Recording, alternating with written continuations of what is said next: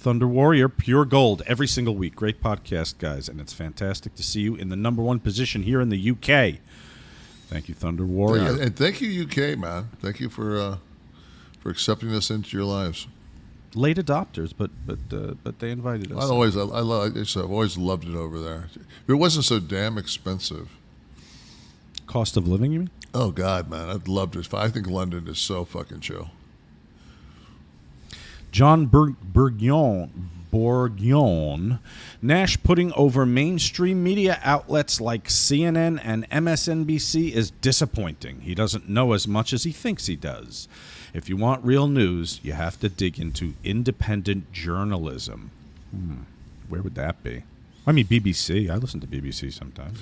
I think, and I don't know if he realizes this, but when he says CNN, there's another cable news network called Fox News, and I guess that doesn't count as legitimate news because he didn't bring them up, though I know that he probably watches them 24/7 and actually knows who the fucking pillow guy's name is. So you know, the thing when I always hear, listen, there's spin on CNN, there's some spin on MSNBC. But there's a difference. I really do believe there's a difference. And I don't think it's apples to apples when people talk about Fox News and put them on the same level as. I have seen the New York Times and CNN be as critical of the Biden administration when there are times that there are items to bring up to question.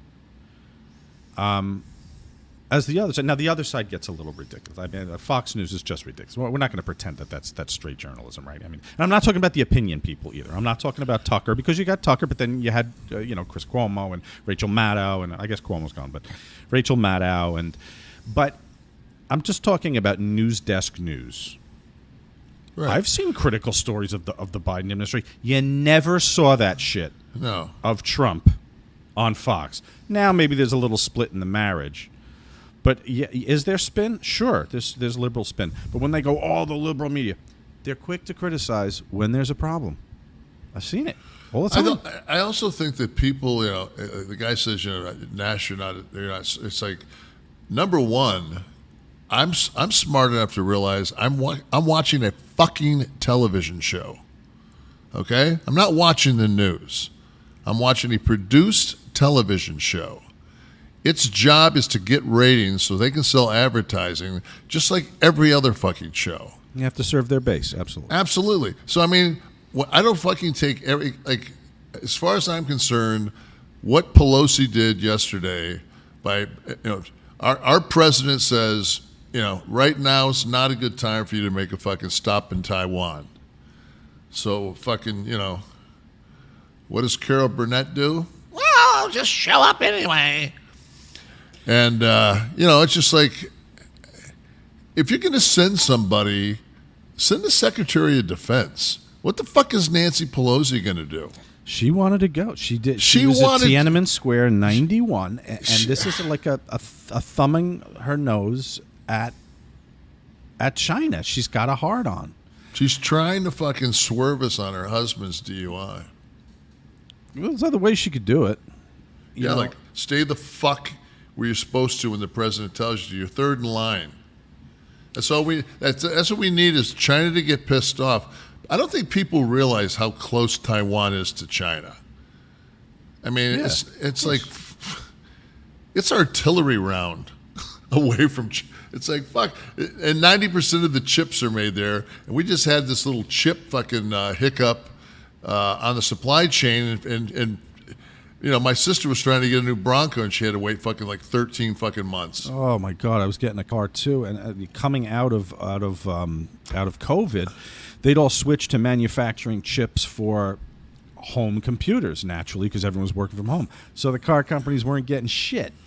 So they were backlogged on production. But anyway, we were getting calls for our Mercedes at like $20,000 above what we paid for it. And we're like, well, we can't fucking get another. We can't get an.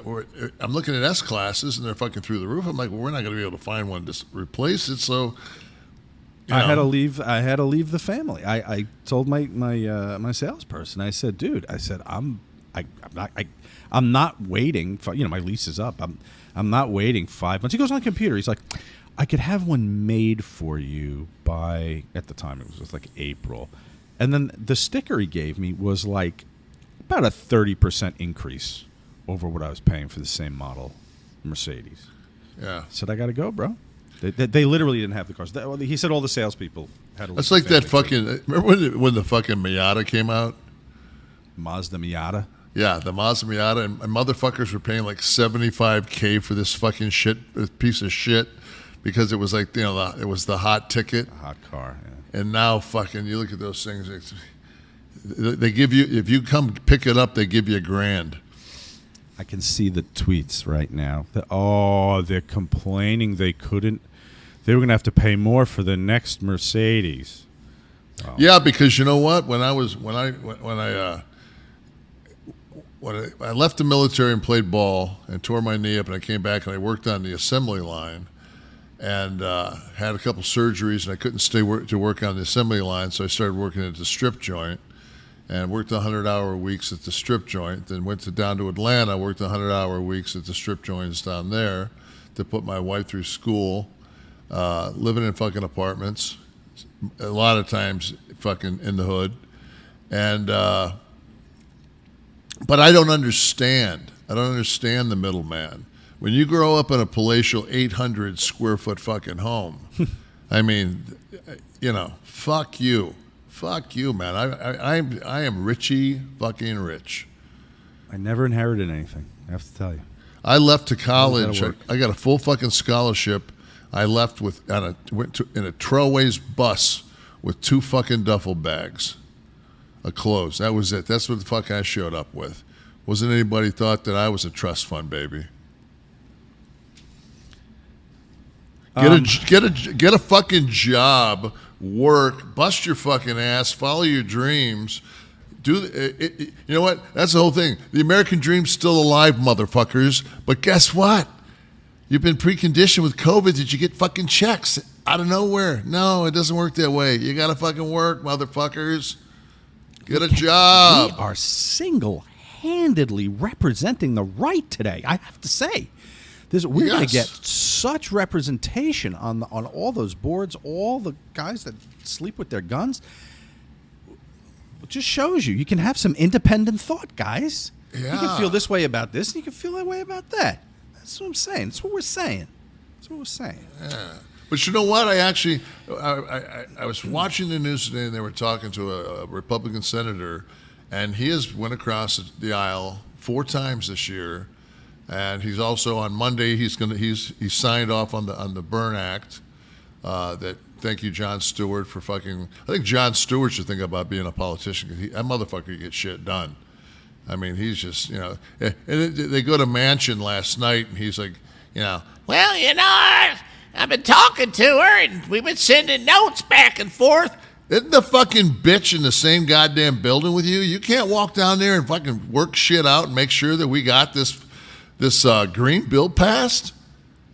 Like, I'm sorry, but you show me why let me ask you something, Oliver. You show me why the fuck Eastern Kentucky is fucking flooding.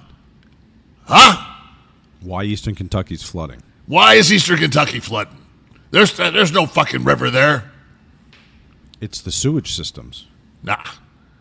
It's Viet Cong. It's a Vietnamese. We're still in Nam. Send out your dogs. How many dogs you got?